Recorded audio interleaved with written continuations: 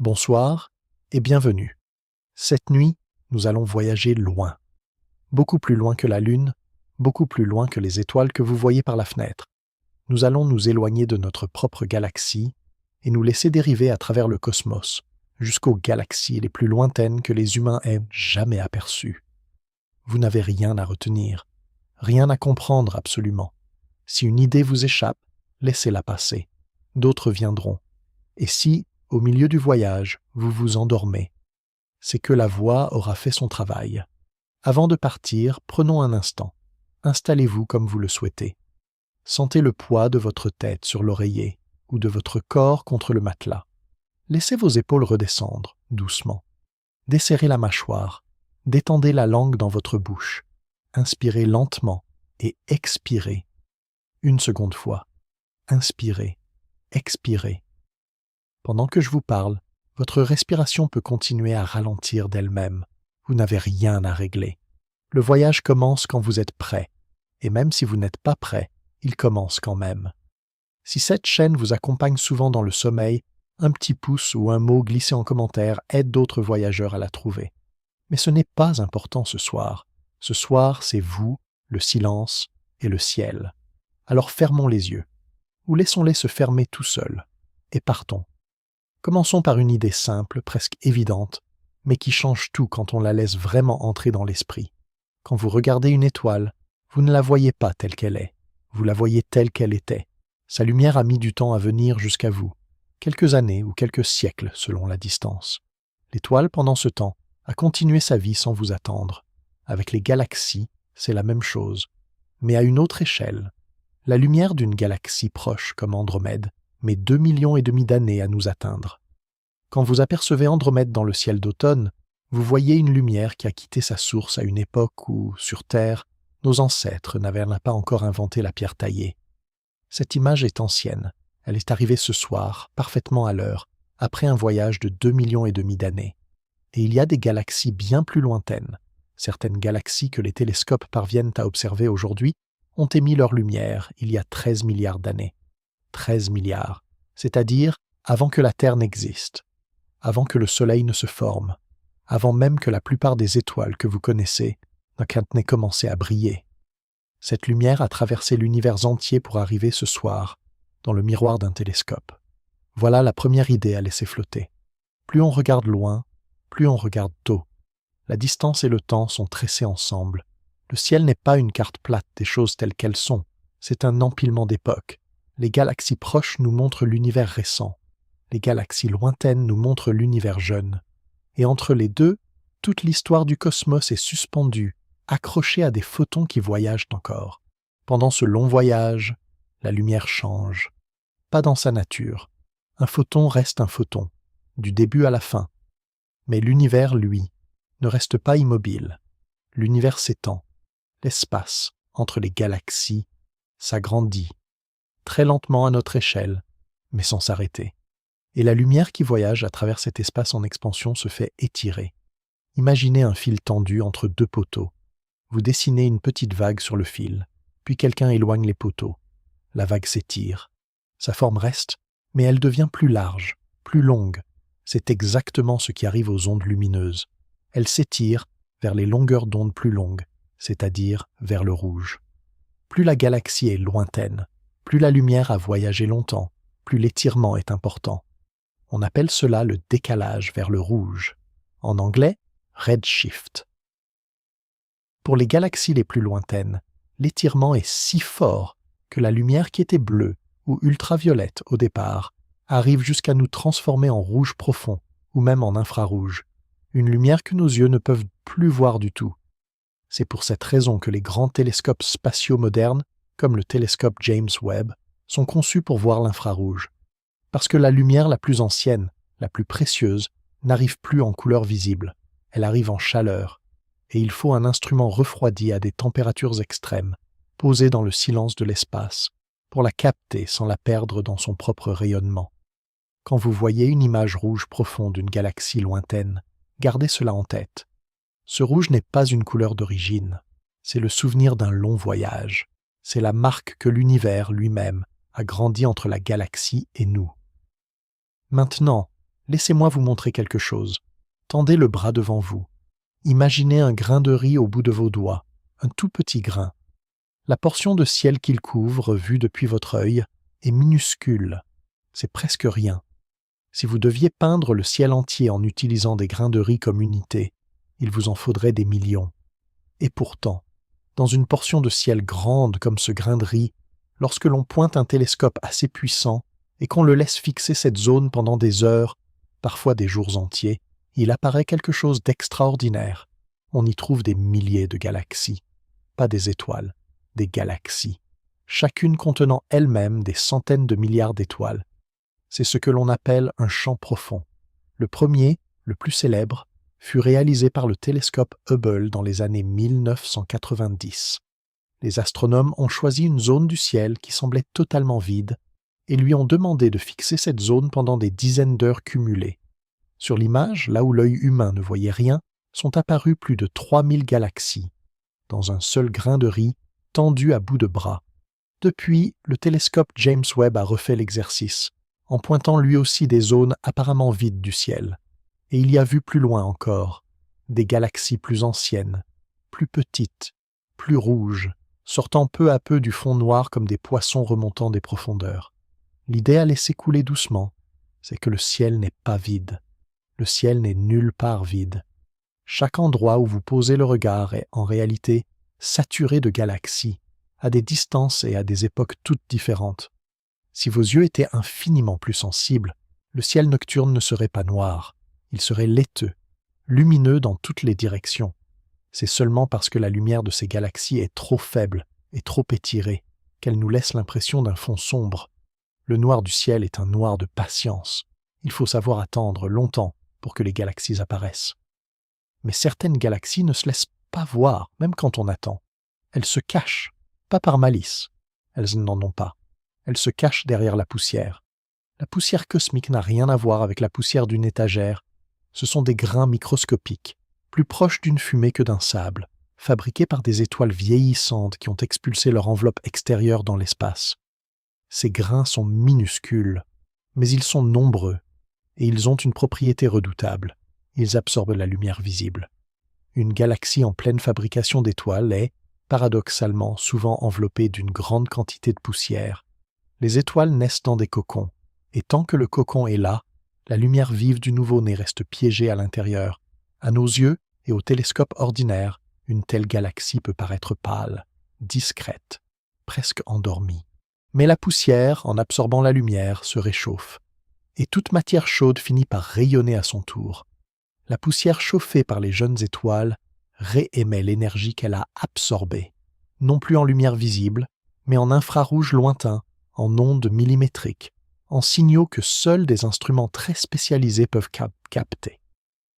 Quand on pointe ces instruments vers une galaxie qui semblait paisible, parfois on découvre une fournaise, une galaxie qui fabrique des étoiles à un rythme 100 fois plus rapide que la Voie lactée, cachée, voilée, mais brûlante.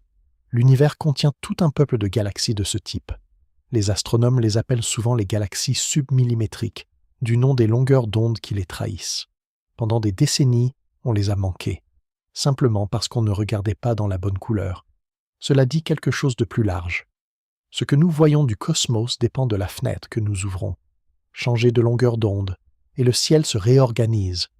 Des objets discrets deviennent éclatants, des géants disparaissent. C'est le même univers, mais raconté dans une autre langue. Il y a encore une autre manière, plus subtile, par laquelle les galaxies lointaines se révèlent, même quand elles ne brillent pas du tout. Imaginez une route de campagne, la nuit, avec un seul lampadaire au bout. Si quelqu'un marche entre vous et le lampadaire, il bloque une partie de la lumière. Vous ne le voyez pas directement, mais vous voyez une silhouette dans la lumière qui passe. Vous voyez ce qui n'éclaire pas, grâce à ce qui éclaire derrière. Le cosmos fait cela aussi. Quand la lumière d'une galaxie très lointaine ou d'un objet très brillant comme un quasar traverse l'univers pour venir jusqu'à nous, elle passe à travers d'immenses nuages de gaz, des nuages d'hydrogène surtout, diffus, étendus, presque invisibles par eux-mêmes. Mais ces nuages ne laissent pas passer la lumière en silence. Ils en absorbent certaines couleurs très précises, des longueurs d'onde caractéristiques de l'hydrogène. Et chaque nuage sur le trajet de la lumière laisse sa petite empreinte d'absorption, une encoche dans le spectre. Le résultat, quand on étale la lumière d'un quasar lointain, c'est un peigne de petites entailles. Chaque entaille est un nuage. Chacune à une distance différente, à une époque différente. Cela s'appelle, dans le métier, la forêt Lyman alpha, une forêt de traces qui révèle la matière invisible étalée le long d'une seule ligne de regard. Les astronomes utilisent ces empreintes comme une sonde. Ils n'ont pas besoin que le gaz brille. Il suffit qu'il soit là et qu'une lumière passe au travers. Le gaz se trahit lui-même parce qu'il vole. C'est une idée tranquille, presque poétique. L'univers se laisse lire non seulement parce qu'il émet, mais aussi parce qu'il bloque. Le ciel n'est pas seulement une scène éclairée, c'est aussi une page où les ombres parlent. Jusqu'ici, nous avons parlé de la lumière, de son voyage, de ce qu'elle traverse. Maintenant, regardons ce qu'elle nous montre, parce que les galaxies ne se ressemblent pas toutes, loin de là. Quand on commence à les observer en grand nombre, on s'aperçoit qu'elles ont des formes, des allures, presque des personnalités. Certaines sont gracieuses, élancées. D'autres sont rondes, tranquilles, comme des galets posés. D'autres encore sont déchiquetées, asymétriques, comme si quelqu'un les avait secouées avant de les laisser. Au début du XXe siècle, un astronome a tenté de mettre un peu d'ordre dans cette diversité. Il a dessiné un schéma simple, en forme de fourche. D'un côté, les galaxies elliptiques, des nuages d'étoiles ronds ou ovales, sans structure apparente. De l'autre côté, les galaxies spirales, avec leurs bras qui s'enroulent autour d'un centre brillant. Et entre les deux, les galaxies lenticulaires, qui ressemblent à des spirales sans bras, comme des disques posés à plat. Ce schéma n'est plus exact, la réalité est beaucoup plus riche. Les galaxies n'évoluent pas le long d'une fourche, elles changent de forme par des chemins compliqués, parfois en arrière, parfois latéralement. Mais le schéma garde une utilité. Il donne des mots simples pour décrire ce qu'on voit. Et c'est par ces mots que nous allons commencer. Les spirales d'abord. Quand on imagine une galaxie, c'est presque toujours à une spirale qu'on pense, un disque mince, un cœur lumineux, et autour, des bras qui tournent. Notre Voie lactée est une spirale. Vue de l'extérieur, vue que nous n'aurons jamais directement parce que nous vivons à l'intérieur, elle ressemblerait probablement à une grande roue plate, avec 4 bras principaux qui s'enroulent autour d'un noyau dense et une barre d'étoiles qui traverse ce noyau de part en part. Notre Soleil n'est pas au centre. Il est à mi-chemin entre le centre et le bord, sur un petit bras secondaire qu'on appelle parfois le bras d'Orion, une banlieue tranquille. Mais arrêtons-nous une seconde sur les bras spiraux eux-mêmes, parce qu'ils ne sont pas ce qu'ils paraissent. On pourrait croire que les bras d'une galaxie sont des structures fixes, des morceaux de matière qui tournent ensemble, comme les pales d'une hélice. Ce n'est pas le cas. Si c'était vrai, les bras s'enrouleraient de plus en plus serrés, à chaque rotation, jusqu'à disparaître. Or, les galaxies spirales ont des milliards d'années, et leurs bras sont toujours là. L'idée actuelle, c'est que les bras sont des ondes de densité, qui parcourent le disque comme un embouteillage parcourt une autoroute. Pensez à une route avec une voiture lente quelque part. Derrière elle, les voitures s'accumulent, une zone plus dense apparaît. Si vous photographiez la route, vous voyez un bouchon. Mais les voitures ne restent pas dans le bouchon. Elles entrent, ralentissent un instant, puis ressortent et accélèrent à nouveau. Le bouchon, lui, reste à peu près au même endroit, ou se déplace lentement. Dans une galaxie spirale, c'est pareil. Les étoiles et le gaz traversent les bras. Quand ils y entrent, ils ralentissent et se compriment, ce qui déclenche la formation de nouvelles étoiles, dont les plus chaudes brillent en bleu vif. C'est pour cela que les bras spiraux paraissent si lumineux. Pas parce qu'il y a plus d'étoiles que dans le reste du disque, mais parce que les étoiles les plus brillantes, les plus jeunes, sont concentrées là. Le bras est une vague, pas un objet.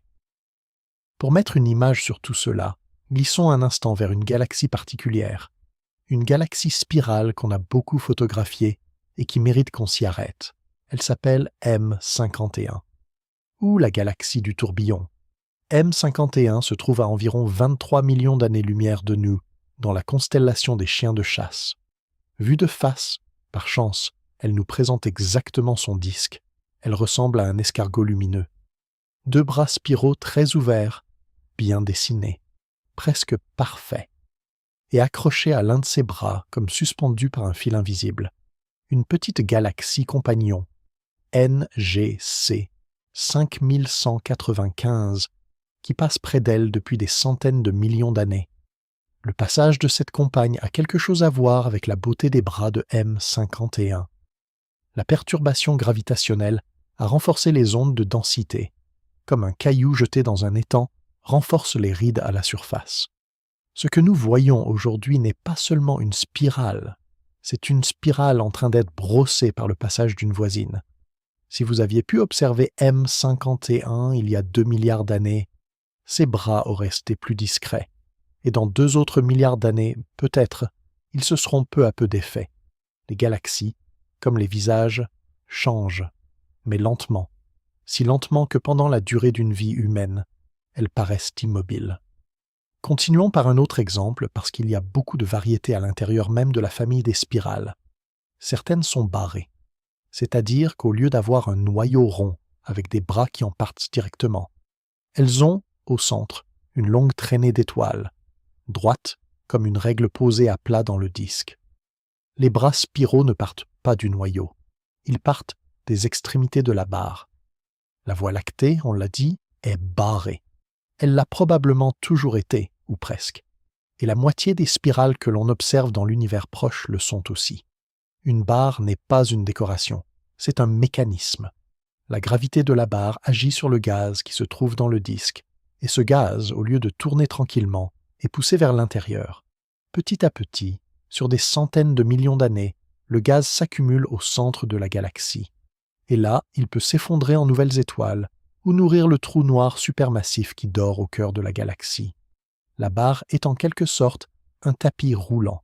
Elle convoie la matière vers le centre. Elle réorganise lentement la galaxie depuis l'intérieur. Une des plus belles galaxies barrées qu'on connaisse s'appelle NGC 1300. Elle se trouve à environ 60 millions d'années-lumière dans la constellation de l'Éridan. Sur les images, sa barre est nette, presque tracée à la règle, avec à chaque bout un bras spiral qui se déploie en grande boucle. Tout semble dessiné par une main calme. C'est une galaxie qu'on regarde longtemps, sans se lasser. Il y a aussi des spirales que nous voyons par la tranche. Quand une galaxie est inclinée presque parfaitement de profil par rapport à nous, on ne voit plus le disque comme une roue, mais comme un trait. Un long fuseau lumineux, traversé en son milieu par une bande sombre, la bande de poussière du plan galactique. Une de ces galaxies de profil s'appelle NGC 4565. On la surnomme parfois la galaxie de l'aiguille, à cause de sa finesse. Vue depuis la Terre, elle apparaît comme une longue lame de lumière dorée, plus de 15 fois plus longue que large, avec sa bande noire de poussière qui la coupe en deux comme un ruban posé. Elle est instructive parce qu'elle nous montre quelque chose qu'on ne voit pas autrement. Les disques galactiques sont minces, vraiment minces. Si on prenait notre Voie lactée et qu'on la réduisait à la taille d'une assiette, son épaisseur serait celle d'une feuille de papier. Les étoiles, le gaz, la poussière, tout est confiné dans une couche très fine, et tout cela tourne en bon ordre, à des centaines de kilomètres par seconde, autour du centre. NGC 4565 nous montre cette finesse de l'extérieur. Elle nous rappelle que les galaxies, malgré leur immensité, sont en grande partie du vide bien organisé. Maintenant, mettons les spirales de côté un instant, et regardons l'autre famille, les elliptiques. Une galaxie elliptique n'a pas de disque, pas de bras, pas de barre. Elle n'a pas de structure en surface. Elle ressemble, vue à travers un télescope, à un petit nuage flou, plus brillant au centre, qui s'estompe doucement vers les bords. Un œuf de lumière, un galet rond. Les plus petites elliptiques contiennent quelques millions d'étoiles. Les plus grosses en contiennent des milliers de milliards. Ce sont les plus massifs objets stables de l'univers. Et pourtant, malgré leur masse, malgré leurs étoiles innombrables, elles paraissent calmes, presque silencieuses. Pas de jeunes étoiles bleues qui brilleraient sans fanfare. Pas de bras lumineux, pas de zone de naissance stellaire. Une lumière dorée, uniforme, dominée par des étoiles vieilles, plutôt rouges, qui ont déjà brûlé leurs heures vives. Une galaxie elliptique, c'est une ville après le festival. Le bruit s'est éteint, les guirlandes ne clignotent plus, mais les habitants sont toujours là, tranquilles, un verre à la main, à se rappeler ce qu'ils ont fait pendant leurs jeunes années. L'une des plus grandes elliptiques qu'on connaisse s'appelle E6101. Elle siège au centre d'un grand amas de galaxies à plus d'1 milliard d'années-lumière de nous. Sa taille dépasse l'imagination. La Voie lactée mesure environ 100 000 années-lumière de diamètre. IC 1101 en mesure plusieurs millions. Si on plaçait IC 1101 à la place de la Voie lactée, son halo lumineux engloutirait Andromède et toutes les galaxies satellites du groupe local, et il en resterait encore. Ce monstre tranquille est probablement le résultat de fusions répétées sur des milliards d'années. Une elliptique géante n'est pas née comme ça. Elle a se grandi en avalant ses voisines, lentement, l'une après l'autre, jusqu'à ce que toutes les galaxies du voisinage finissent par n'en faire qu'une. Entre les spirales et les elliptiques, il y a toute une zone intermédiaire, les lenticulaires. Une lenticulaire a un disque, comme une spirale, mais elle n'a pas de bras. Le disque est lisse, sans dessin. Souvent, elle a aussi un renflement central, comme une elliptique miniature posée au cœur du disque. On pense que beaucoup de lenticulaires sont d'anciennes spirales qui ont perdu leur gaz. Sans gaz, plus de naissance d'étoiles, et les bras spiraux s'effacent peu à peu, comme une écriture qui s'estompe sur du papier mouillé. Le disque reste, mais sans sa décoration. Les étoiles continuent à tourner, à briller, à vieillir. Mais la galaxie n'écrit plus de nouvelles lignes. Une jolie lenticulaire vue par la tranche s'appelle NGC, 5866, parfois surnommée la galaxie du fuseau.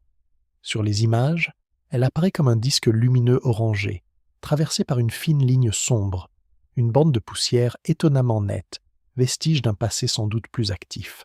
Les lenticulaires sont des galaxies de transition. Elles racontent un changement. Et puis, il y a les irrégulières. Les galaxies irrégulières n'ont, comme leur nom le dit, pas de forme reconnaissable, pas de disque clair, pas d'ellipse propre, pas de symétrie. Elles ressemblent à des taches lumineuses asymétriques, parfois grumeleuses, parfois traversées de zones brillantes décalées du centre. Cette anarchie n'est pas un échec, c'est souvent un signe. Soit la galaxie est jeune et n'a pas encore eu le temps de s'organiser en disque ou en sphère, soit elle est petite, avec une gravité modeste, et le moindre événement, une rencontre avec une voisine, une explosion stellaire, un afflux de gaz, peut suffire à la déformer. Soit elle est en train d'être malmenée, en ce moment même, par une voisine plus massive qui la tire de son côté. Les galaxies irrégulières ressemblent à ce que devaient être beaucoup de galaxies dans l'univers jeune. Elles sont des miroirs nostalgiques.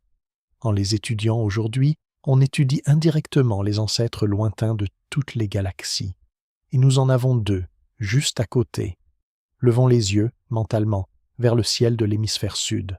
Si vous étiez quelque part au Chili, en Australie, en Afrique du Sud, par une nuit sans lune, vous verriez deux taches floues, deux nuages doux, qui ne sont pas dans la Voie lactée. Ils sont à côté.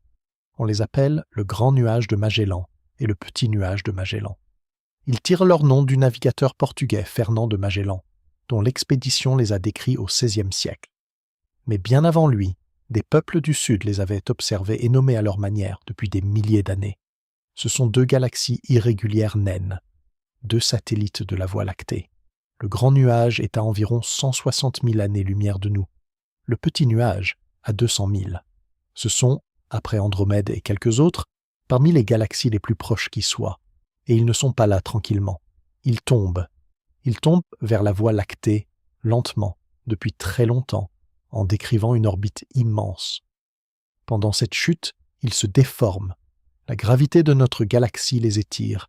Elle leur arrache du gaz qui forme un long filament invisible, le courant magellanique, étiré derrière eux comme une traîne dans le ciel. Dans quelques milliards d'années, le grand nuage de Magellan finira probablement par se dissoudre dans la Voie lactée. Ces étoiles rejoindront les nôtres. Son gaz alimentera, peut-être, une nouvelle vague de naissances stellaires dans notre disque. Mais d'ici là, ils sont là, dans le ciel du Sud, deux compagnons silencieux qui voyagent avec nous depuis le début. Il existe encore une autre catégorie, que le récit ordinaire des galaxies oublie souvent. Et pourtant, elle pourrait représenter une part énorme du contenu de l'univers, les galaxies à faible brillance de surface. Imaginez une galaxie aussi grande que la Voie lactée, avec presque autant d'étoiles. Mais ces étoiles sont étalées sur un volume tellement vaste que la lumière par unité de surface vue depuis la Terre est extrêmement faible. La galaxie est là, elle est immense, mais elle est diaphane. À travers un télescope amateur, on ne la voit pas. À travers un grand télescope qui ne fait pas attention, on la rate aussi. Il faut des instruments spécifiquement conçus pour traquer les contrastes faibles. Et quand on les utilise, on découvre que ces galaxies sont beaucoup plus nombreuses qu'on ne le croyait. Une variante particulièrement étrange de cette famille a été identifiée plus récemment, les galaxies ultra-diffuses. Une galaxie comme Dragonfly 44, par exemple, est à peu près aussi étendue que la Voie lactée, mais elle ne contient probablement qu'un centième du nombre d'étoiles. Le reste de sa masse, l'écrasante majorité, semble être de la matière noire, une galaxie presque transparente dont la véritable structure est invisible et que sa propre lumière ne suffit pas à trahir. À l'inverse, deux autres galaxies ultra-diffuses, NGC 1052-DF2 et NGC 1052-DF4, paraissent presque dépourvues de matière noire, ce qui est théoriquement très difficile à expliquer.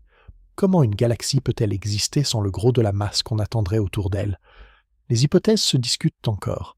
Ces galaxies fantômes, ces galaxies paradoxes, sont un rappel que le catalogue de ce qui peuple l'univers est encore en cours d'écriture. Chaque nouvel instrument descend un peu plus bas dans le seuil de visibilité et trouve, sous ce seuil, des objets qu'on n'avait pas soupçonnés. Le ciel n'est pas simplement plein, il est plein de choses dont nous ne savons pas encore reconnaître la forme. Avant de fermer cet acte, parlons une dernière fois de couleur, parce que la couleur d'une galaxie n'est pas seulement une question d'esthétique, c'est un diagnostic. Les jeunes étoiles massives brûlent leur hydrogène à un rythme féroce, elles sont chaudes, et toute matière chaude rayonne plutôt dans le bleu. Quand une galaxie en fabrique beaucoup, elle paraît bleue, parce que la lumière de ces étoiles vives domine. Mais les étoiles massives meurent vite à l'échelle cosmique. Quelques millions ou quelques dizaines de millions d'années. Une fois épuisées, elles disparaissent. Restent les étoiles plus modestes, comme notre Soleil, qui brûle plus lentement et plus longtemps. Ces étoiles-là sont moins chaudes. Elles tirent vers le jaune, puis vers l'orange, puis vers le rouge, à mesure qu'elles vieillissent. Une galaxie qui ne fabrique plus beaucoup d'étoiles voit sa couleur dériver. Le bleu s'éteint, le jaune-rouge s'impose. Entre les deux extrêmes, les galaxies bleues, vives, qui forment activement des étoiles, et les galaxies rouges, calmes, dont la formation a pratiquement cessé. Il y a une zone intermédiaire que les astronomes appellent la vallée verte. Les galaxies de la vallée verte sont en train de basculer. Leur formation d'étoiles ralentit. Elles ne sont plus tout à fait jeunes, pas encore vieilles. Elles glissent, et statistiquement, on en trouve moins que dans les deux extrêmes, comme si la transition se faisait vite et que peu de galaxies restaient longtemps dans cette zone. Quand vous regardez la couleur d'une galaxie, vous lisez en fait son humeur, vous lisez son rapport au temps, sa vitalité, son déclin tranquille ou sa flambée. La couleur, dans le ciel, est une horloge. Nous avons vu les formes des galaxies. Maintenant, regardons ce qu'elles font. Parce qu'une galaxie n'est pas une statue, c'est un organisme. Quelque chose y vit, quelque chose y meurt, et tout cela se déroule à un rythme tellement lent, tellement étalé, qu'il faut comparer des galaxies entre elles pour comprendre. Commençons par une question simple. D'où viennent les étoiles? Une étoile ne naît pas dans l'espace vide. Elle naît dans un nuage de gaz, surtout d'hydrogène, mêlé à un peu d'hélium et à des grains de poussière. On les appelle les nuages moléculaires, parce que dans leur cœur, l'hydrogène n'est pas séparé en atomes isolés. Il s'est rassemblé en molécules de 2 atomes, ce qui n'arrive que dans les zones les plus froides et les plus denses. Le mot froid, ici, mérite une seconde d'attention. On parle de températures qui descendent jusqu'à 10 Kelvin, 10 degrés au-dessus du zéro absolu, c'est-à-dire moins 263 degrés Celsius. À cette température, le gaz a perdu presque toute son agitation. Les molécules ne se cognent plus violemment les unes contre les autres, elles deviennent calmes. Et c'est précisément cette tranquillité qui rend possible la suite. Parce que pour qu'une étoile naisse, il faut que la gravité prenne le dessus. Il faut qu'une portion du nuage se mette à s'effondrer sur elle-même, à se contracter, à se compacter, jusqu'à ce que le centre devienne tellement dense et tellement chaud que la fusion nucléaire s'allume. Et la gravité ne peut prendre le dessus que si le gaz se laisse faire. Si le gaz est chaud Ces molécules s'agitent trop, la pression interne contre l'effondrement est trop forte, et rien ne se passe. Si le gaz est froid, la pression baisse, la gravité gagne la partie, et le nuage commence à s'écrouler. Le froid est la condition de la naissance. C'est l'une des plus belles inversions de la physique des étoiles. Pour allumer un soleil, il faut commencer par geler. Parfois, l'effondrement se déclenche tout seul, par sa propre logique. Un nuage devient assez dense, assez vaste, et il finit par céder. Mais souvent, un coup de pouce extérieur suffit à tout précipiter. Une étoile massive, ailleurs, qui explose en supernova, envoie une onde de choc à travers la galaxie. Quand cette onde traverse un nuage moléculaire, elle le comprime brutalement. Et cette compression peut être l'étincelle qui déclenche la formation de centaines, parfois de milliers de nouvelles étoiles, là où il n'y avait, quelques millions d'années plus tôt, qu'un brouillard tranquille. C'est une chose remarquable. Les étoiles qui meurent allument les étoiles qui naissent. La fin de l'une est le commencement des autres. La galaxie se nourrit elle-même de ses propres deuils. Et puis il y a d'autres déclencheurs. Une rencontre avec une voisine peut secouer le gaz d'une galaxie et précipiter une vague de naissance. Le passage à travers un bras spiral, on l'a dit, comprime localement la matière. La chute de gaz frais venu de l'extérieur, depuis le halo ou depuis un courant intergalactique, peut alimenter des régions qui s'étaient endormies. Une galaxie active n'est pas une chose autonome. Elle respire. Elle inspire du gaz. Elle expire des vents et des supernovae. Elle se laisse perturber par ses voisines et de tout ce mouvement émergeant les étoiles. Pour mettre une image sur l'idée d'une galaxie en train de fabriquer des étoiles à pleine vitesse, voici un portrait. Elle s'appelle M82. On la surnomme la galaxie du cigare, parce que vue depuis la Terre, elle apparaît longue, mince, comme un trait lumineux orangé. M82 se trouve à environ 12 millions d'années-lumière, dans la constellation de la Grande Ourse. Elle est petite, comparée à la Voie lactée. Mais elle est l'une des galaxies les plus actives de notre voisinage. Elle fabrique des étoiles à un rythme 10 fois plus rapide que la nôtre. Ce frénésie a une cause. Il y a quelques centaines de millions d'années, M82 est passé très près de sa grande voisine, M81. Le passage a perturbé son disque, secoué son gaz, déclenché une vague massive de naissances stellaires concentrées en son centre, et cette concentration produit un spectacle remarquable.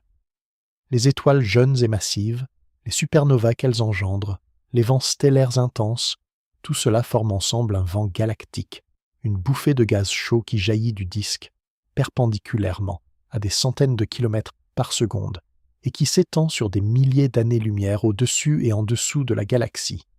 Sur les images en lumière visible, on voit ce vent comme deux panaches roses qui sortent du cigare lumineux. C'est la galaxie qui crache son trop-plein.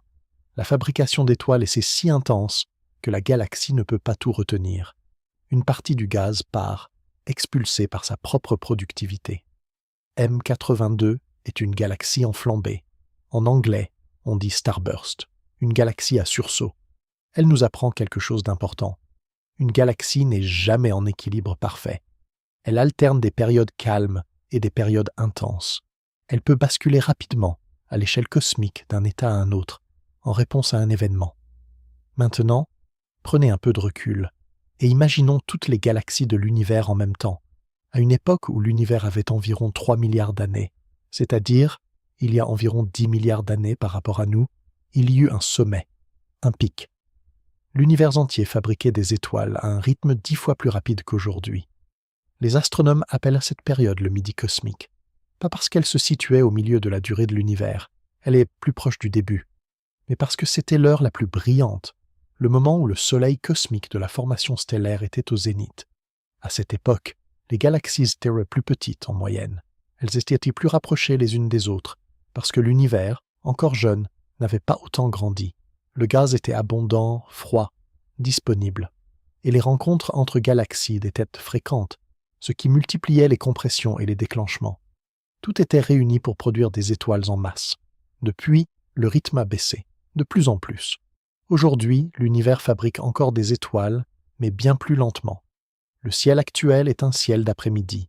Lumineux, oui, mais déclinant. Les étoiles que nous voyons sont, en grande partie, des héritages d'une époque plus active. Pourquoi le rythme a-t-il baissé? Plusieurs raisons. D'abord, l'univers s'est étendu. Les galaxies se sont éloignées les unes des autres, les rencontres se sont raréfiées. Ensuite, beaucoup de gaz a été consommé. Transformé en étoiles, il n'est plus disponible pour en fabriquer de nouvelles. Mais surtout, les galaxies elles-mêmes ont appris à se freiner. Cette idée mérite qu'on s'y arrête, parce qu'elle est moins évidente. Une galaxie qui fabrique beaucoup d'étoiles produit aussi, automatiquement, beaucoup d'étoiles massives.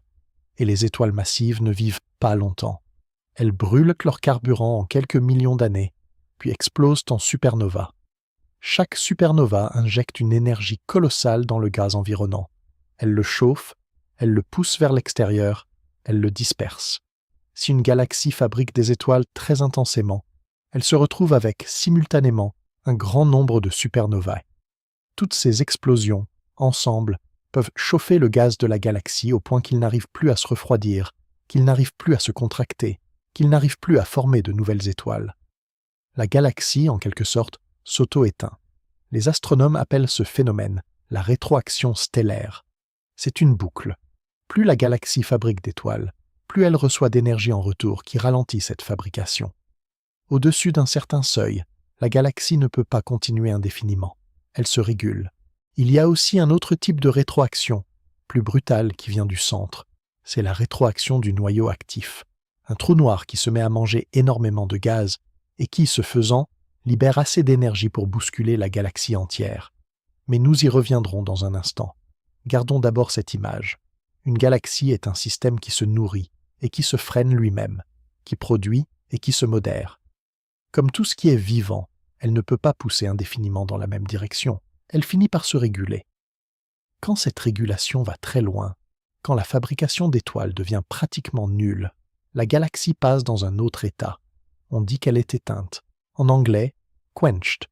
Le mot est joli, comme une bougie qu'on souffle. Une galaxie éteinte n'est pas morte.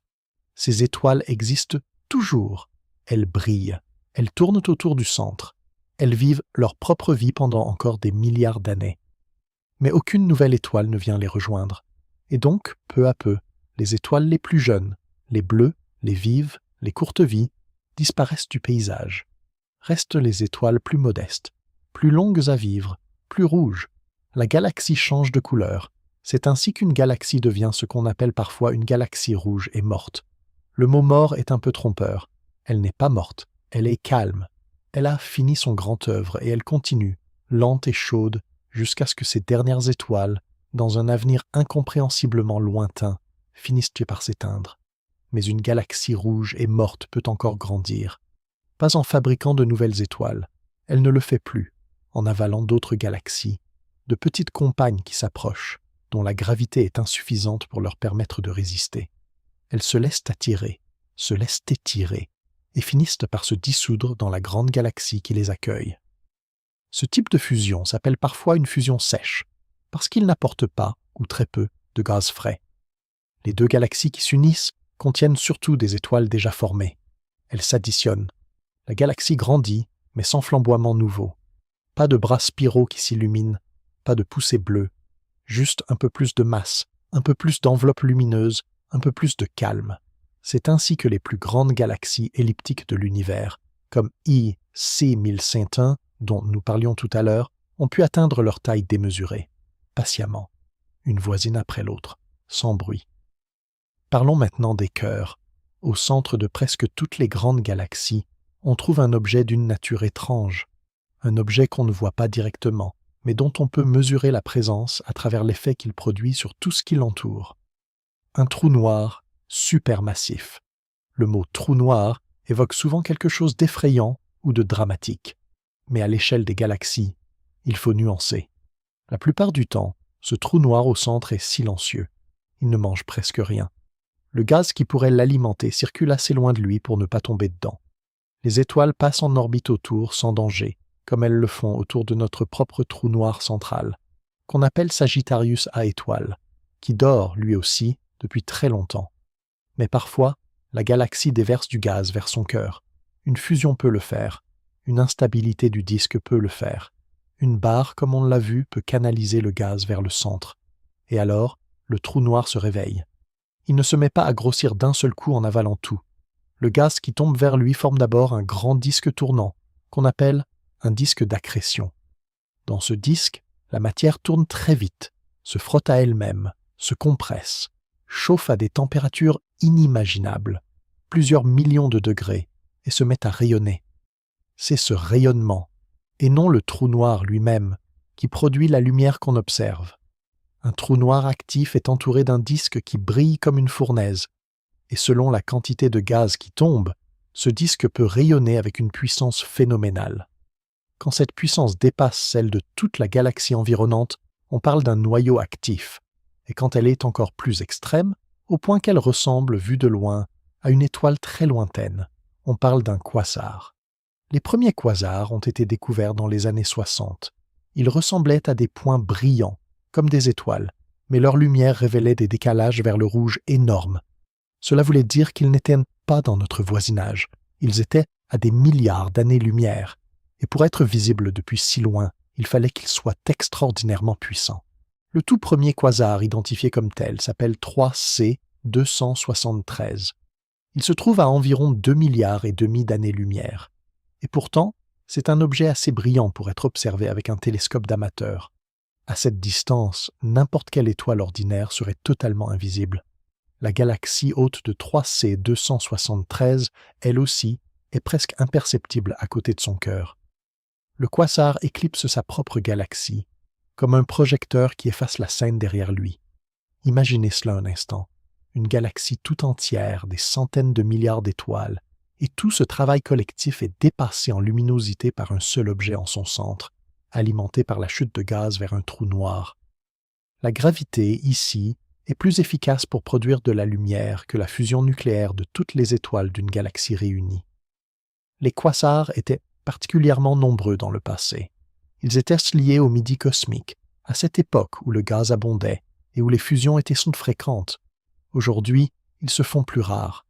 La plupart des trous noirs supermassifs sont retournés à leur sommeil, mais certains restent actifs et continuent d'illuminer leur galaxie haute, un peu plus tranquillement. Un dernier portrait pour cet acte, et c'est peut-être le plus emblématique. Une grande galaxie elliptique au centre d'un amas de galaxies, à environ 53 millions d'années-lumière. Elle s'appelle M87. C'est l'une des galaxies les plus massives de notre voisinage, et son trou noir central est l'un des plus colossaux qu'on connaisse, 6 milliards et demi de fois la masse du Soleil. M87 est célèbre pour deux raisons. La première, c'est son jet, un jet de matière qui sort du noyau de la galaxie, à des vitesses proches de celles de la lumière, et qui s'étend sur 5000 années-lumière.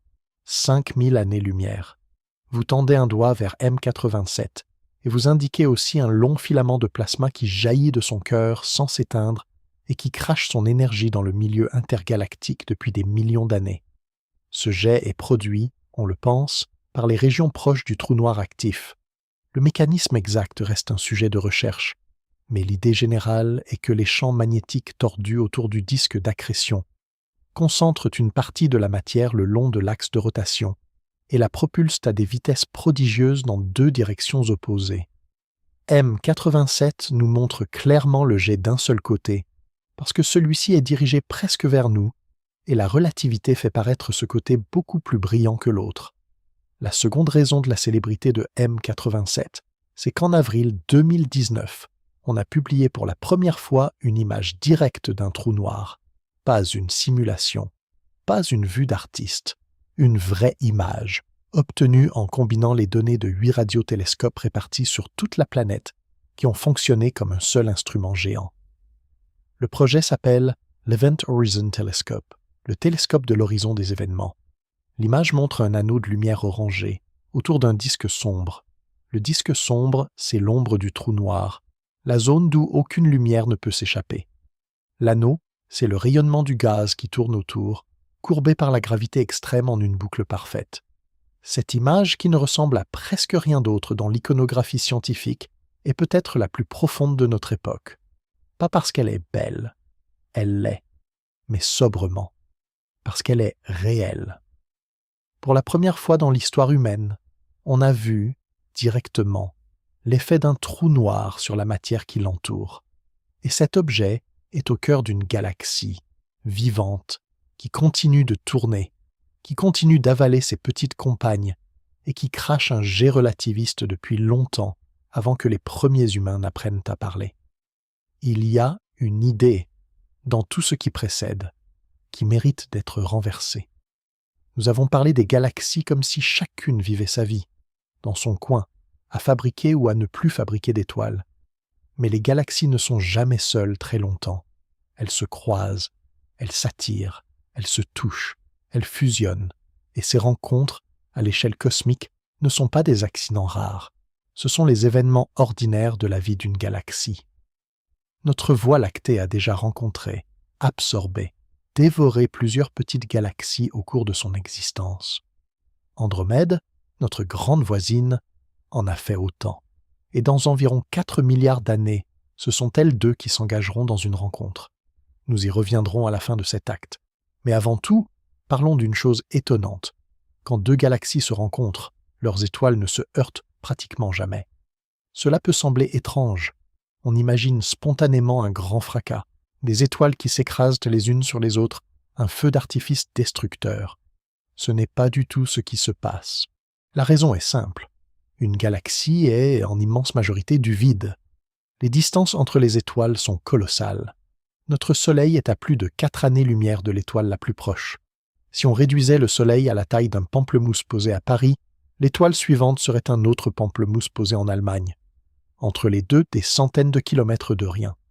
Quand deux galaxies se croisent, ces vides s'imbriquent les uns dans les autres.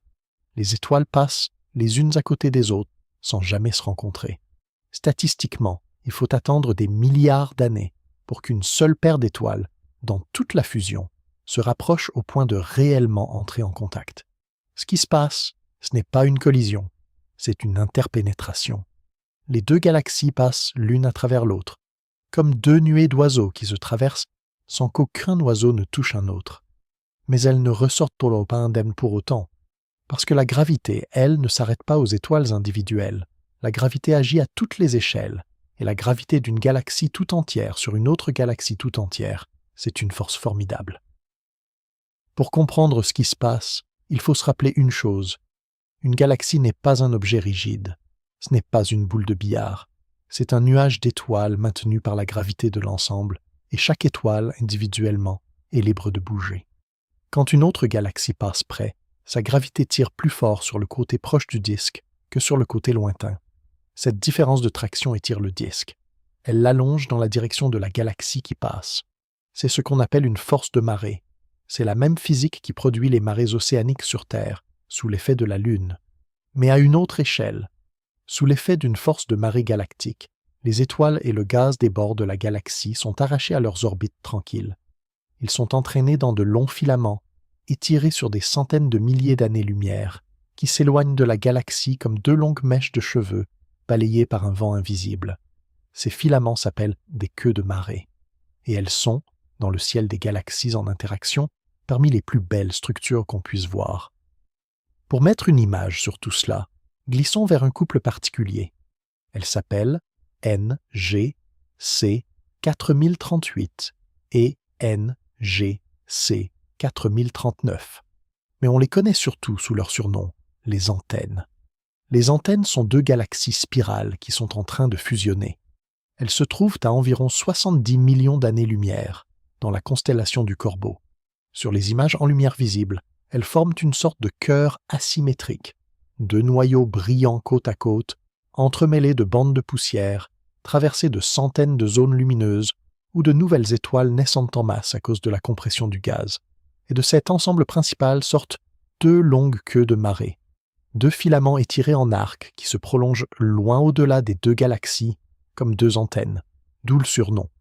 Chacune de ces queues mesure plus de 500 000 années-lumière. Elles sont composées d'étoiles arrachées au disque de chaque galaxie au moment de leur premier passage proche, il y a environ 600 millions d'années. Depuis, ces étoiles voyagent dans le vide, suivant des trajectoires qui les éloignent du noyau principal, chacune sur une orbite qui ne les ramènera peut-être jamais. Les antennes sont en train de fusionner, mais à l'échelle humaine, elles sont immobiles. Personne ne verra jamais le mouvement de ses propres yeux.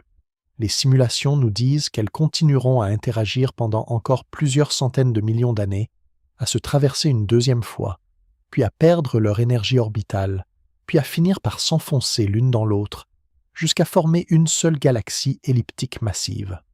Quand on regarde les antennes, on regarde un instantané d'un processus qui durera, en tout, plus d'1 milliard d'années. Une rencontre suspendue, une étreinte au ralenti. Parfois, la rencontre prend une forme différente, plus brutale, plus géométrique. Imaginez une galaxie spirale, paisible, à plat dans le ciel. Et imaginez qu'une autre galaxie, plus petite, plus dense, plonge à travers son disque, presque perpendiculairement. Le passage est rapide, quelques dizaines de millions d'années, mais l'effet est spectaculaire. Quand la petite galaxie traverse le disque, sa gravité passe comme un coup de poing sous la surface. Elle perturbe la matière sur son passage puis disparaît de l'autre côté. Mais le disque, lui, garde la trace. Une onde de densité circulaire se propage depuis le point de l'impact, vers l'extérieur, comme une ride à la surface d'un étang. Cette onde comprime le gaz et déclenche des naissances stellaires en grand nombre le long d'un cercle qui s'élargit. Ce que l'on voit, à un instant donné, c'est un anneau lumineux de jeunes étoiles, en expansion, autour du noyau plus calme de la galaxie d'origine. L'exemple le plus célèbre s'appelle la roue de chariot, ou en anglais Cartwheel. Cette galaxie se trouve à environ 500 millions d'années-lumière, dans la constellation du Sculpteur. Sur les images, elle ressemble exactement à ce que son nom suggère.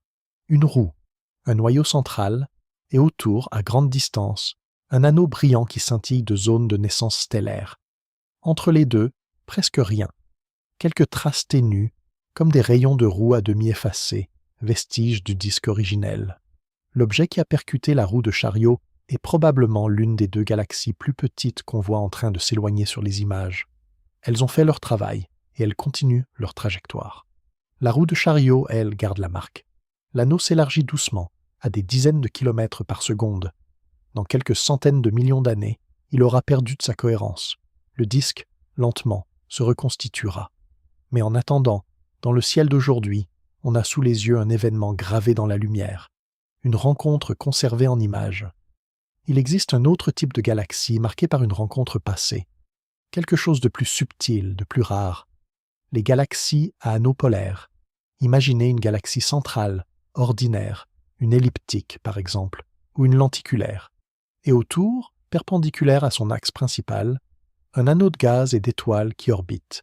Pas dans le plan du disque, perpendiculairement au disque, comme si la galaxie portait une ceinture posée droite, pendant que son corps reste à plat. Cette géométrie est très peu naturelle. Quand une galaxie se forme, son gaz et ses étoiles s'organisent généralement dans un même plan, à cause de la conservation du moment angulaire. Avoir un anneau qui tourne perpendiculairement, c'est comme avoir une roue qui tourne dans le mauvais sens. Cela ne s'invente pas. Le seul mécanisme connu qui puisse expliquer ces structures, c'est la capture. À un moment de son histoire, la galaxie centrale a probablement croisé une autre petite galaxie, ou un nuage de gaz extérieur qui s'est laissé prendre par sa gravité et qui s'est installé en orbite, mais dans un plan différent. Au fil des centaines de millions d'années, ce matériau s'est étalé en un anneau presque parfait, qui continue de tourner en silence, à un angle particulier. L'exemple type s'appelle NGC 4650A. Sur les images, on voit clairement la galaxie centrale dorée à plat.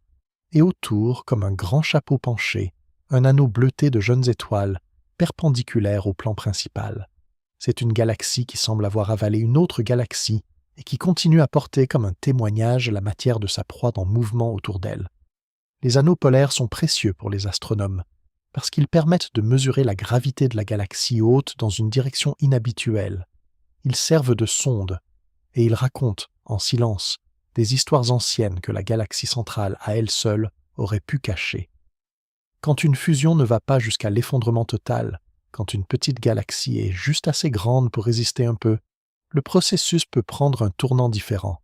La grande galaxie ne digère pas la petite d'un seul coup.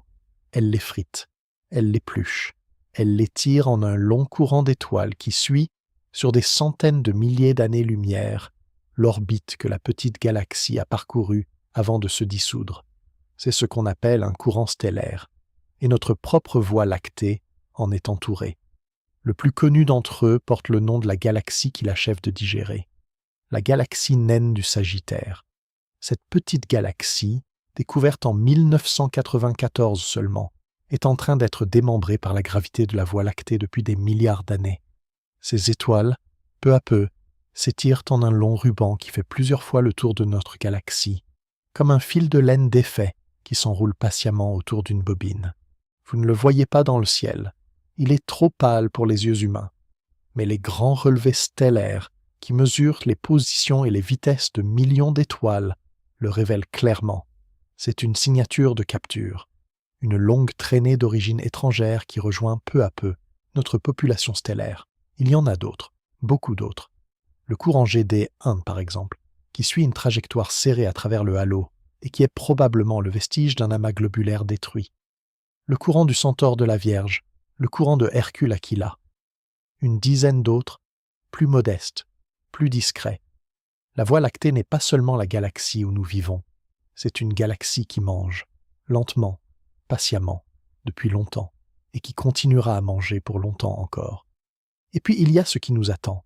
Notre Voie lactée et Andromède, la grande spirale à 2,5 millions d'années-lumière de nous, ne sont pas immobiles l'une par rapport à l'autre. Elles s'attirent, elles tombent, l'une vers l'autre, lentement, à environ 110 km par seconde, ce qui paraît énorme, mais qui est lent à l'échelle de la distance qui les sépare. Dans environ 4 milliards d'années, elles vont commencer à se toucher. Le mot « toucher » est fragile, ici.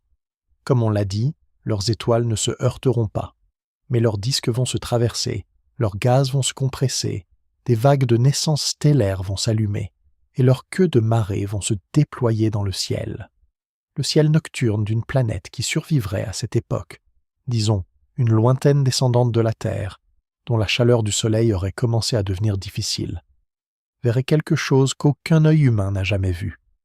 Andromède, qui aujourd'hui n'est qu'une petite tache floue à peine visible, prendrait peu à peu une part énorme du ciel, d'abord comme un grand disque de plus en plus net, puis, au moment du premier contact, comme une galaxie à demi superposée à la nôtre, ses bras et notre disque mêlés en une figure complexe.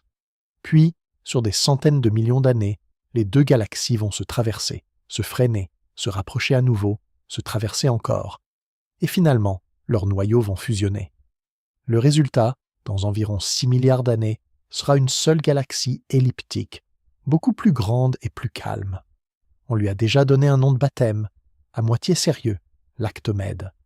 Le Soleil, à cette époque, sera presque arrivé à la fin de sa vie. Il sera devenu une géante rouge, gonflée, prête à expulser ses couches externes pour finir en naine blanche. La Terre, sous cette lumière tardive, ne sera plus habitable. Mais le Soleil, lui, traversera la fusion.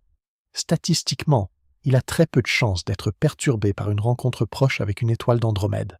Il continuera son orbite, peut-être un peu déplacé, dans une nouvelle galaxie, sous un nouveau ciel. Cette pensée n'a rien d'inquiétant. Au contraire, elle a quelque chose de tranquille. Le système solaire poursuivra son chemin. Les galaxies, après leur étreinte, se confondront, et ce qui semblait être deux mondes deviendra lentement un seul. Jusqu'ici, nous avons regardé les galaxies une par une, ou par paires. Maintenant dézoomons. Beaucoup, reculons, jusqu'à ce que les galaxies cessent d'apparaître comme des objets individuels et commencent à former, ensemble, un dessin plus vaste. Parce qu'elles forment un dessin. Elles ne sont pas réparties au hasard dans l'univers. Elles s'agglomèrent, elles s'alignent. Elles laissent entre elles des espaces presque vides. À très grande échelle, le cosmos a une structure. Et cette structure, quand on la voit pour la première fois, est l'une des plus belles choses que l'astronomie ait à offrir. Commençons doucement. Notre Voie lactée n'est pas seule. Nous l'avons déjà dit, à propos d'Andromède et des nuages de Magellan. Mais le voisinage est plus peuplé encore qu'il n'y paraît. L'ensemble auquel notre galaxie appartient s'appelle le groupe local. Il contient environ 80 galaxies connues, peut-être plus, parce qu'on en découvre encore régulièrement parmi les plus petites et les plus pâles. Les deux grandes galaxies du groupe local sont la Voie lactée et Andromède. Elles dominent, tout le reste est nettement plus petit. Vient ensuite la galaxie du triangle, M33, une troisième spirale, plus modeste, qui se trouve à environ 3 millions d'années-lumière de nous. Et puis, autour de ces trois piliers, gravitent des dizaines de galaxies satellites. Les nuages de Magellan, la galaxie naine du Sagittaire, la naine du dragon, celle de Cassiopée, celle de Pégase, celle des poissons. Chacune avec son histoire, chacune, parfois, en train d'être lentement digérée par l'une des trois grandes. Tout ce petit monde est lié par la gravité. Il occupe une région d'environ 10 millions d'années-lumière de diamètre. À l'intérieur de ce volume, les galaxies se déplacent les unes par rapport aux autres, mais elles ne s'échappent pas. Elles sont retenues. Elles forment, pour ainsi dire, une famille. Et comme dans une famille, il y a une lente convergence. À très long terme, beaucoup des plus petits membres finiront par tomber vers les deux grandes ou par quitter le groupe lors d'interactions. La structure n'est pas figée. Elle évolue à sa propre vitesse. Maintenant, dézoomons encore, à environ 50 millions d'années-lumière de nous, dans la direction de la constellation de la Vierge, se trouve un ensemble beaucoup plus dense, un véritable amas. Il contient plus de 1500 galaxies confirmées, et probablement bien davantage parmi les plus petites. C'est l'amas de la Vierge. Cet amas est dominé par plusieurs galaxies elliptiques massives. M87, dont nous avons déjà parlé, en est l'une des plus visibles. Elle occupe une position centrale, et son immense halo de gaz chaud, qui rayonne en rayons X, baigne les galaxies voisines. L'amas de la Vierge est bien plus que notre voisin. Il nous attire. Sa masse colossale, qui dépasse 1000 fois celle de notre Voie lactée, exerce une force gravitationnelle sur tout ce qui l'entoure, jusqu'à très loin. Et notre groupe local, malgré sa propre cohésion interne, tombe lentement vers la Vierge. Pas assez vite pour qu'on s'en aperçoive à l'œil, mais constamment, sur des milliards d'années. Il est probable que dans très très longtemps, le groupe local et l'amas de la Vierge finiront par fusionner, formant un amas encore plus grand. C'est un horizon si éloigné dans le futur qu'aucune planète comme la Terre ou aucun système solaire comme le nôtre n'existera plus pour assister à la rencontre. Mais elle se prépare, tranquillement, sans urgence. Et il existe dans l'univers des amas bien plus grands encore que celui de la Vierge. Imaginez une région d'environ 20 millions d'années-lumière de diamètre. À l'intérieur, des milliers de galaxies, certaines géantes, beaucoup plus modestes, qui orbitent toutes autour d'un centre commun, à des vitesses parfois supérieures à 1000 km par seconde. Tout l'espace entre les galaxies n'est pas vide. Il est rempli d'un gaz extraordinairement chaud, des dizaines de millions de degrés, qui rayonne en rayons X et qui contient, à lui seul, plus de masse que toutes les galaxies de l'amas réunies. C'est le profil d'un amas riche. L'amas de Coma, dans la constellation de la Chevelure de Bérénice, en est l'un des plus connus. Il contient plus de 1000 galaxies, étalées sur une vingtaine de millions d'années-lumière, et son gaz intracalque brille comme une grande lampe diffuse en lumière X. Coma a une importance historique. C'est en l'observant, dans les années 1930, que l'astronome suisse Fritz Zwicky a remarqué quelque chose d'étrange. Les galaxies de l'amas se déplaçaient tellement vite que la matière visible, étoiles, gaz, poussière, n'était pas suffisante pour expliquer leur cohésion. Si Coma ne contenait que ce qu'on pouvait voir, l'amas aurait dû se disperser. Il fallait, pour le maintenir ensemble, beaucoup plus de masse, une masse cachée, invisible. Zwicky lui a donné un nom, Dunkle Materie, matière sombre, matière noire. À l'époque, son hypothèse a été reçue avec scepticisme. Aujourd'hui, c'est l'un des piliers de la cosmologie moderne. Nous reviendrons à cette idée dans un instant. Si on dézoome encore, les amas eux-mêmes ne sont pas dispersés au hasard. Ils se regroupent dans structures plus vastes. L'amas de la Vierge est lui-même au cœur d'un ensemble plus grand qu'on appelle le superamas de la Vierge. Il contient une centaine de groupes et d'amas étalés sur environ 100 millions d'années-lumière. Notre groupe local en fait partie. Nous sommes, en quelque sorte, à la périphérie d'un quartier qui s'étend bien au-delà de nous. Et ce superamas, lui-même, fait partie d'une structure encore plus vaste, identifiée seulement en 2014. Une équipe d'astronomes, en cartographiant les mouvements de milliers de galaxies dans notre voisinage cosmique, s'est aperçue que toutes ces galaxies avaient un mouvement convergent. Elles tombaient, toutes, très lentement, vers une même région du ciel. Cette région ne contient pas de centre lumineux particulièrement frappant. Elle est en partie cachée par notre propre Voie lactée, mais elle est massive, très massive.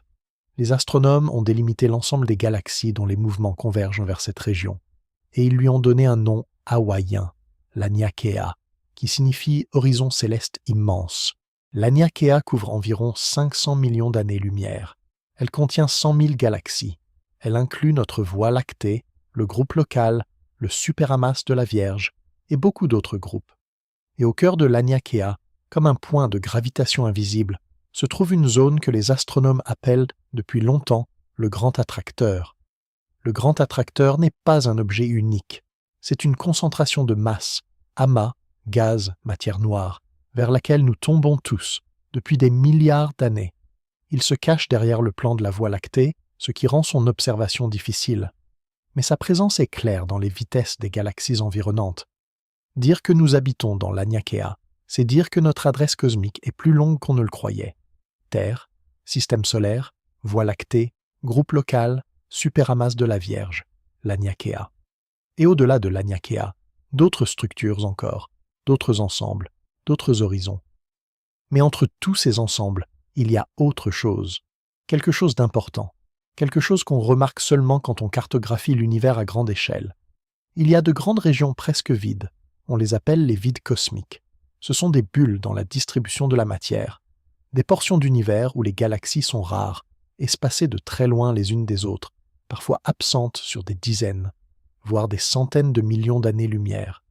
Les vides ne sont pas vraiment vides, il y a toujours un peu de gaz dilué, quelques galaxies dispersées. Mais comparés aux régions denses, ils sont, pour ainsi dire, déserts. Le plus connu d'entre eux s'appelle le vide du Bouvier, parce qu'il se trouve dans la direction de cette constellation. Il a un diamètre d'environ 330 millions d'années-lumière. Si vous étiez dans une galaxie située au cœur du vide du Bouvier, le ciel nocturne serait beaucoup plus sombre que le nôtre. Vous ne verriez que quelques galaxies très éloignées, et entre elles, un noir presque total. La voisine la plus proche serait peut-être à des dizaines de millions d'années-lumière. La compagnie cosmique, là-bas, est rare. Les vides ne sont pas accidentels, ils sont la conséquence directe de la manière dont l'univers s'est structuré. Au début du cosmos, la matière était presque uniformément répartie, mais avec de minuscules variations de densité. Les régions un tout petit peu plus denses ont attiré la matière qui les entourait, en exerçant une gravité plus forte. Les régions un tout petit peu moins denses ont, à l'inverse, perdu peu à peu leur matière au profit des régions denses. Au fil de milliards d'années, ce processus s'est amplifié. Les régions denses sont devenues très denses. Elles ont formé les amas, les filaments, les superamas. Et les régions diluées sont devenues très diluées. Elles ont formé les vides. L'univers que nous voyons est le résultat de cette grande séparation. Le plein s'est concentré là où il était déjà un peu plus plein. Le presque vide s'est vidé encore plus. Et cette séparation a une géométrie remarquable. Quand on cartographie en 3 dimensions la position de millions de galaxies, ce qu'on fait grâce à des grands relevés comme le Sloan Digital Sky Survey ou plus récemment le télescope Euclide, on s'aperçoit que les galaxies ne forment pas seulement des amas isolés au milieu de vide, elles forment un réseau.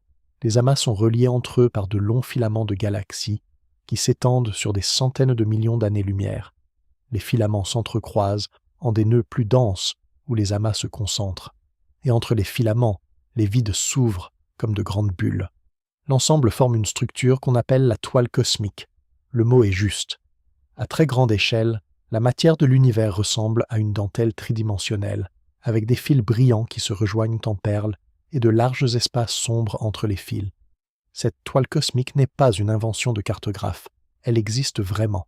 Les simulations numériques les plus avancées, qui font évoluer numériquement des milliards de particules sous la seule action de la gravité, reproduisent exactement la même structure. Filaments, nœuds, vides. La matière, sous l'effet de sa propre gravité, finit toujours par se ranger ainsi, et notre Voie lactée se trouve sur l'un des fils de cette dentelle. Pas dans un nœud particulièrement dense, pas au cœur d'un grand vide, sur un fil, quelque part entre les amas, entre les régions denses et les régions creuses. Notre adresse cosmique est finalement un point sur une grande structure filamenteuse à des dizaines de millions d'années-lumière du fil voisin. Mais voici le mystère. Si on calcule la masse totale de toute la matière qu'on voit, toutes les étoiles, tout le gaz, toute la poussière, on obtient un nombre. Et ce nombre ne suffit pas à expliquer ce qu'on observe. Les galaxies tournent trop vite. Les amas tiennent ensemble malgré des vitesses internes impossibles. La toile cosmique a une géométrie qui exige davantage de gravité que ne peut en fournir la matière visible. Il faut autre chose, quelque chose qui exerce une gravité, qui structure les galaxies et la toile cosmique, mais qui n'émet aucune lumière, n'absorbe aucune lumière, ne réagit avec presque rien, sauf par la gravité. c'est la matière noire. L'idée est ancienne, on l'a dit, et elle remonte aux travaux de Zwicky sur l'amas de Coma. Mais elle a été confirmée et précisée par les travaux d'une astronome remarquable, Vera Rubin, dans les années 1970. En mesurant la vitesse de rotation des galaxies spirales, c'est-à-dire à quelle vitesse les étoiles tournent autour du centre, en fonction de leur distance au noyau, Rubin a fait une découverte bouleversante. Selon les lois de la gravité, les étoiles très éloignées du centre de leur galaxie devraient se tourner plus lentement que les étoiles proches du centre. C'est ce qu'on observe, par exemple, pour les planètes du système solaire. Pluton avance bien plus lentement que Mercure, mais dans les galaxies, ce n'est pas ce qui se passe. Vera Rubin a trouvé que les étoiles des bords des galaxies tournaient à la même vitesse que les étoiles plus proches du centre, comme si elles étaient retenues par une masse invisible, distribuée largement autour du disque visible. Cette masse invisible, c'est le halo de matière noire. Chaque galaxie semble en posséder un.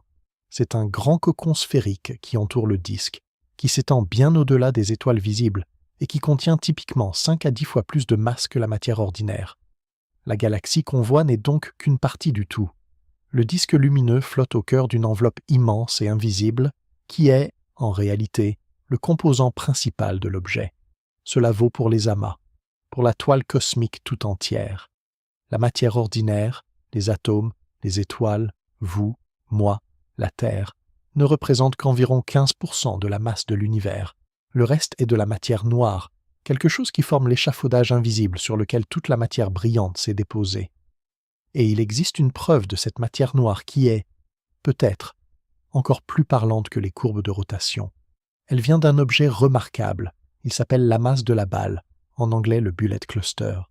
C'est un système formé de 2 amas de galaxies qui sont entrés en collision il y a environ 150 millions d'années. Les 2 amas se sont traversés à grande vitesse et ils continuent à s'éloigner l'un de l'autre. Quand on observe l'amas de la balle, on peut localiser séparément 3 choses: les galaxies elles-mêmes, le gaz chaud qui rayonne en rayons X et la masse totale de l'ensemble, qu'on peut cartographier grâce à la déformation gravitationnelle qu'elle exerce sur la lumière des galaxies plus lointaines, derrière elles. Les galaxies, elles, ont continué leur trajet sans grand frottement. Elles se trouvent désormais loin de l'autre amas. Le gaz chaud, lui, a freiné. Comme 2 nuages d'eau qui se rencontrent, les gaz des 2 amas se sont compressés et ralentis dans la collision. On les trouve aujourd'hui au centre, entre les 2 groupes de galaxies. Et la masse totale, mesurée par lentille gravitationnelle, suit les galaxies, pas le gaz. C'est-à-dire qu'elle n'est pas restée bloquée au centre. Elle a continué avec les galaxies, comme si elle ne ressentait aucune force de frottement. Cette séparation entre la masse totale et le gaz est exactement ce qu'on attendrait s'il existait une matière noire qui ne se freine pas, qui ne se chauffe pas, qui traverse les collisions presque sans interagir. C'est l'observation la plus directe qu'on ait de la présence d'une matière distincte de la matière ordinaire, une signature visible d'une réalité invisible. Et il y a une dernière merveille à mentionner avant de fermer cet acte, une conséquence de tout ce qui précède, une conséquence que la matière, ordinaire ou noire, produit sur la lumière qui passe. Quand un grand amas de galaxies se trouve sur la ligne de visée entre nous et une galaxie plus lointaine, sa masse courbe l'espace autour d'elle. Et la lumière qui voyage de la galaxie d'arrière-plan jusqu'à nous est obligée de suivre cet espace courbé. Elle dévie, elle se déforme, elle s'étire en arc, elle se duplique en plusieurs images. Parfois, elle s'enroule en un anneau presque parfait autour de l'amas. C'est ce qu'on appelle une lentille gravitationnelle. La gravité agit comme une loupe. Elle peut grossir l'image d'une galaxie lointaine et la rendre visible alors qu'elle aurait été trop pâle autrement pour être détectée. Le cas le plus emblématique s'appelle la croix d'Einstein. Il s'agit d'un quasar lointain dont la lumière, en passant à travers une galaxie d'avant-plan, se trouve dédoublée en 4 images presque identiques, disposées en croix autour de la galaxie centrale. Une seule source, 4 apparitions. Il existe aussi des anneaux d'Einstein, où l'alignement entre l'avant-plan et la galaxie d'arrière-plan est si parfait que la lumière s'étire en cercle complet autour de la lentille. Ces anneaux sont rares, mais ils sont d'une beauté géométrique presque irréelle.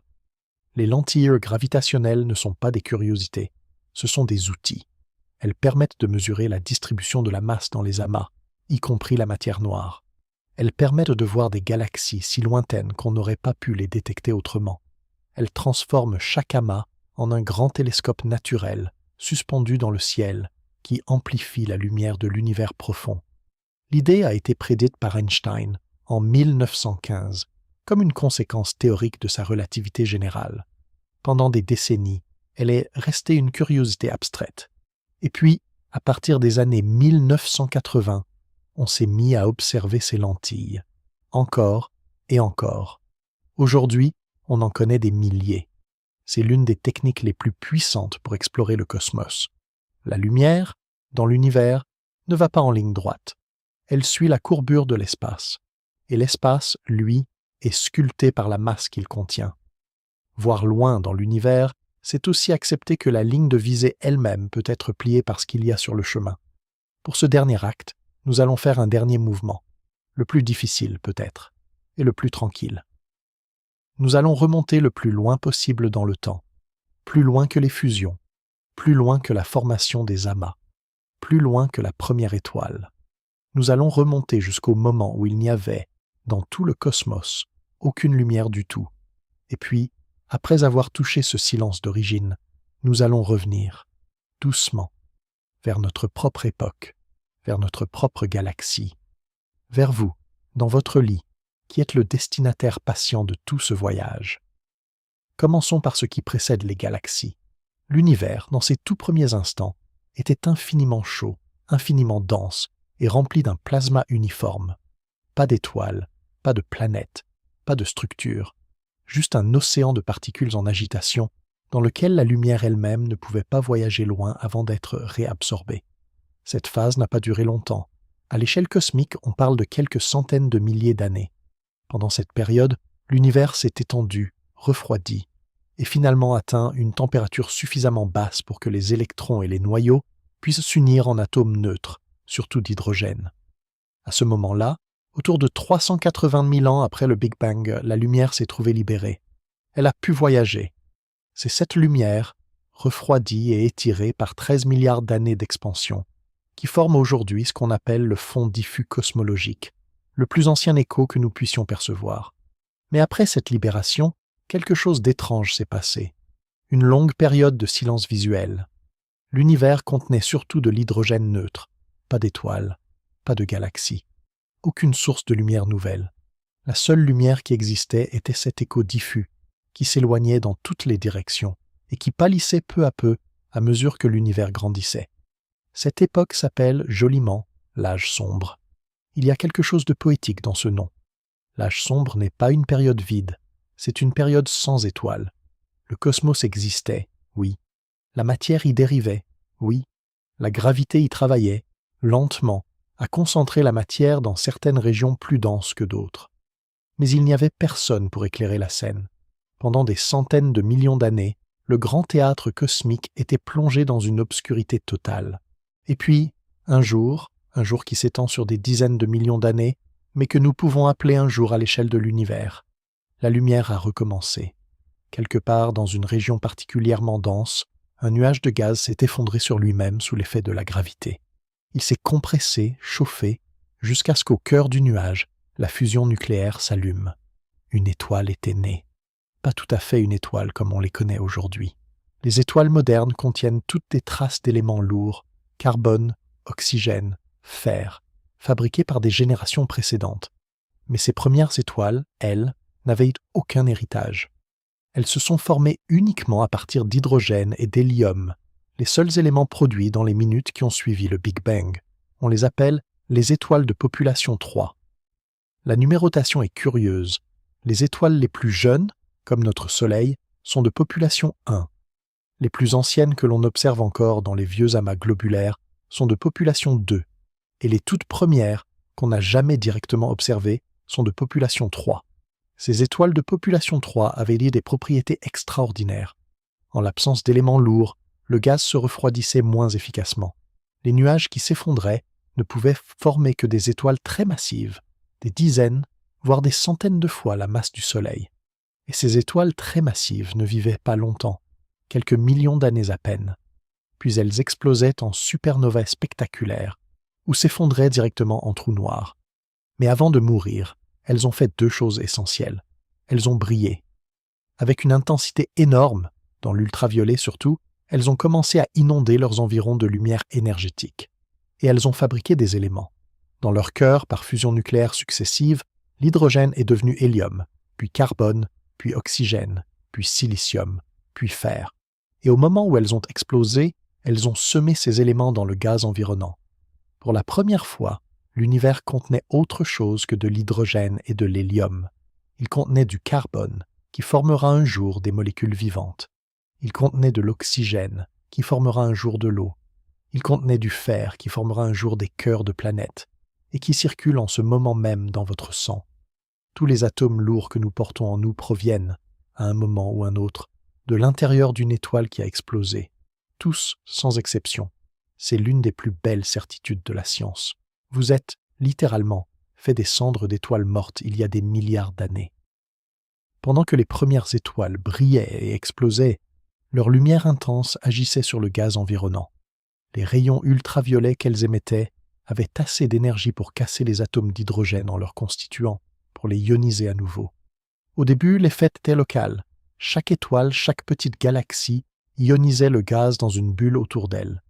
Mais à mesure que les étoiles devenaient plus nombreuses et plus brillantes, ces bulles ont commencé à grandir. Elles se sont mises à se rejoindre, à fusionner.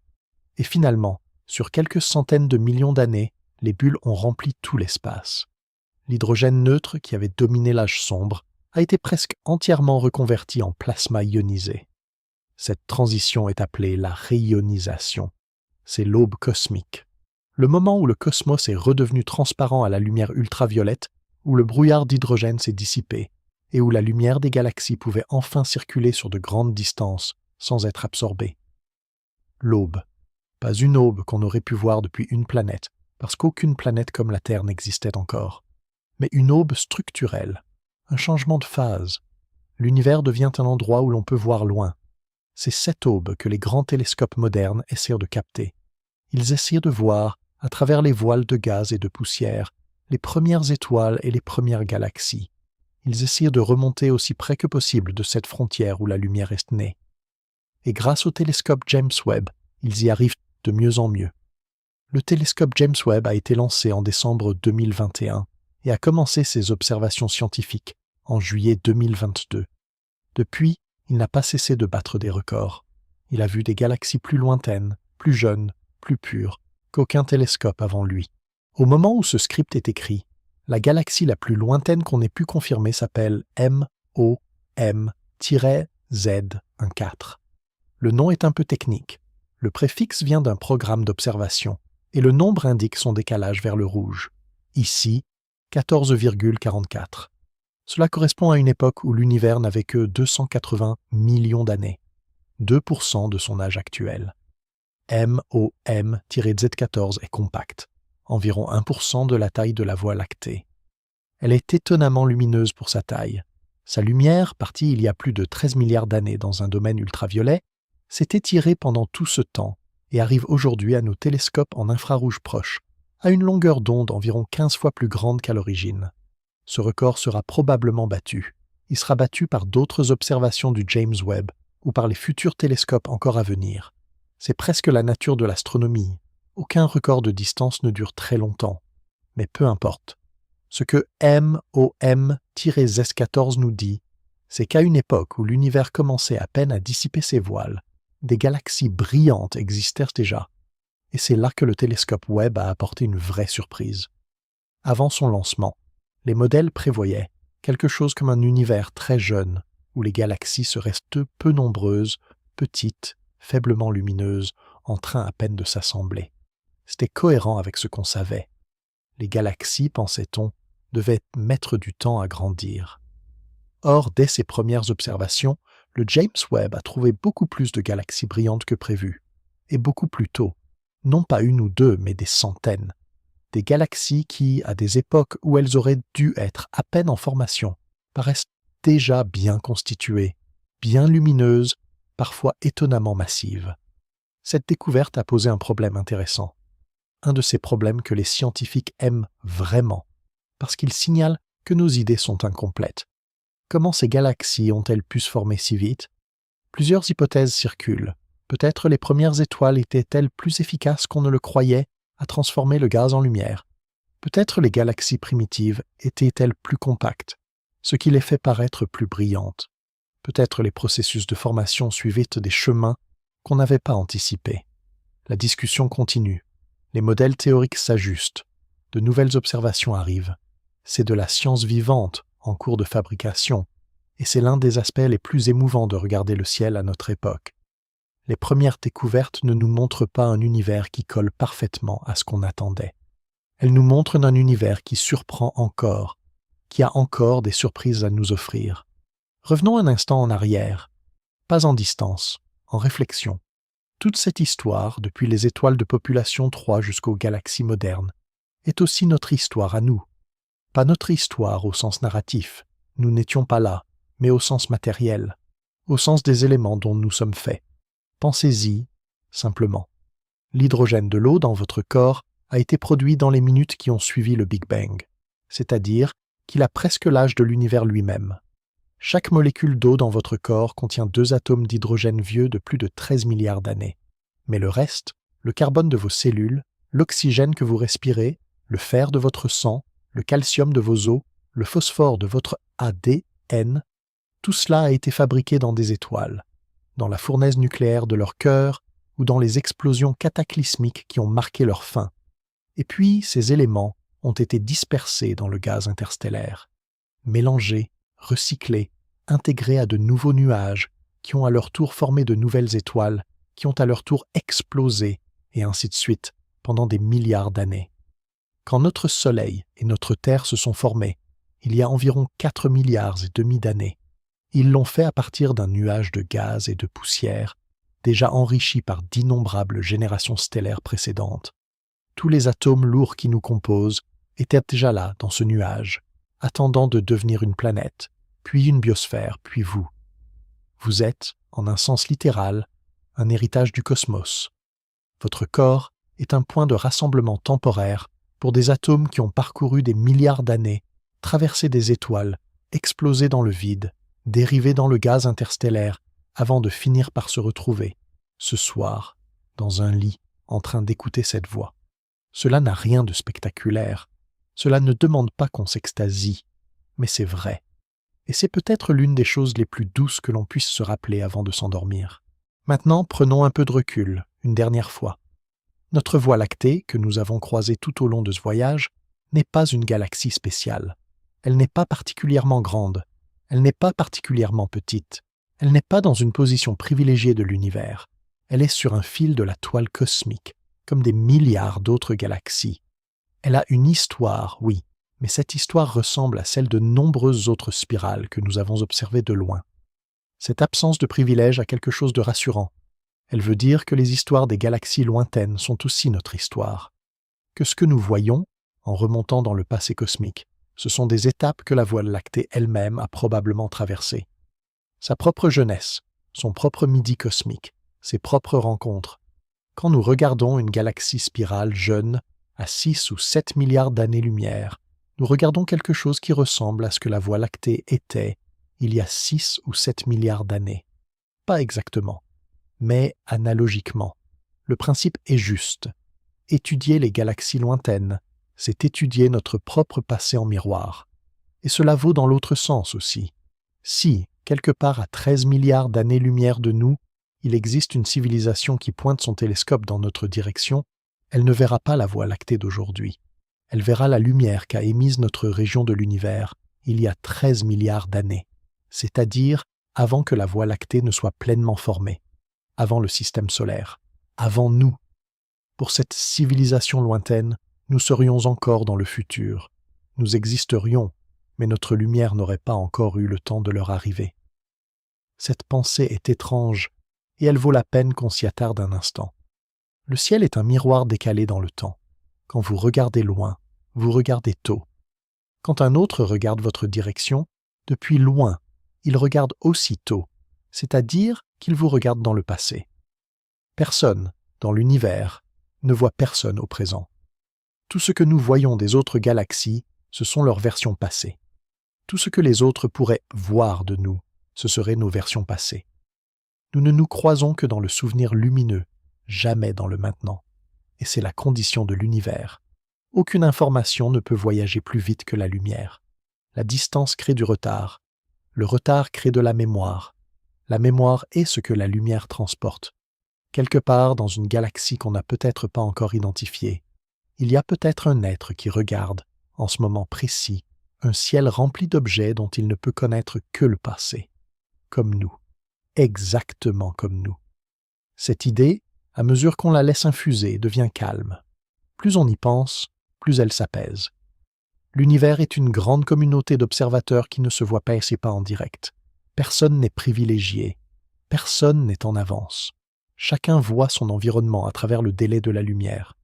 Et cette condition partagée, finalement, fait de tous les regardeurs cosmiques des contemporains d'une même chose. L'attente patiente d'une lumière qui vient. Le voyage approche de sa fin. Avant de vous laisser partir, il y a un dernier moment à passer ensemble. Sans nouvelle information, sans nouvelle galaxie. Juste un petit recueil de ce que nous avons traversé. Nous avons commencé par la lumière. Par cette idée que ce que nous voyons du ciel n'est jamais le présent, mais toujours un passé, et que plus on regarde loin, plus on regarde tôt. La lumière comme messagère lente, la distance comme synonyme de temps, le décalage vers le rouge comme signature d'un voyage. Nous avons regardé les formes des galaxies, les spirales avec leurs bras qui sont des ondes plutôt que des structures fixes. La galaxie du tourbillon, brossée par sa petite voisine. Les barres comme des tapis roulants qui transportent le gaz vers le centre. N, G, C, 1300 et son dessin presque géométrique. N, G, C, 4565 vu par la tranche, qui rappelle à quel point les disques galactiques sont minces.